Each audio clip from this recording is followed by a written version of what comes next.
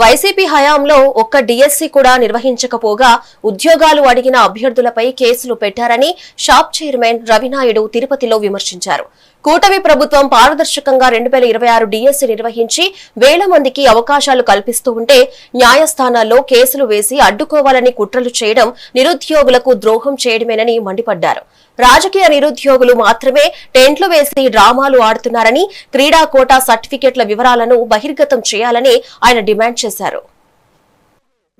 మిమ్మల్ని వాడుకోవాలని చూస్తున్నారు, మిమ్మల్ని రెచ్చగొట్టాలని చూస్తున్నారు.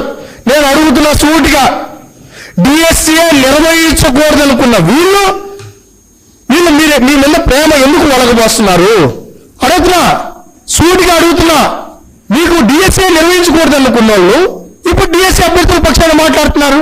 మరి ఎందుకు ఆ రోజు నిర్వహించకూడదని కేసులు వేశారని మీరు ఎందుకు అడగడం లేదని అడుగుతున్నా. మీరు అడగండి, కేసులు ఎందుకు వేశారు జగన్మోహన్ రెడ్డి గారు అని అడగాలి. నిరుద్యోగ యువత ప్రశ్నించాలి. నిన్న టీచర్లు ప్రశ్నించారు, నిరుద్యోగులు కూడా ప్రశ్నించాలి. ఇప్పుడు వచ్చే డిఎస్సీ మీద అప్పుడే కేసులు రెడీ చేస్తున్నారంట. జాబ్ క్యాలెండర్ మీద కేసులు రెడీ చేస్తున్నారు.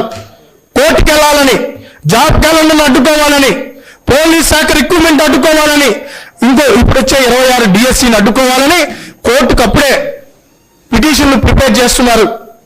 యూనివర్సిటీ పోస్టుల మీద పిటిషన్లు ప్రిపేర్ చేసి కోర్టులో వేశారు.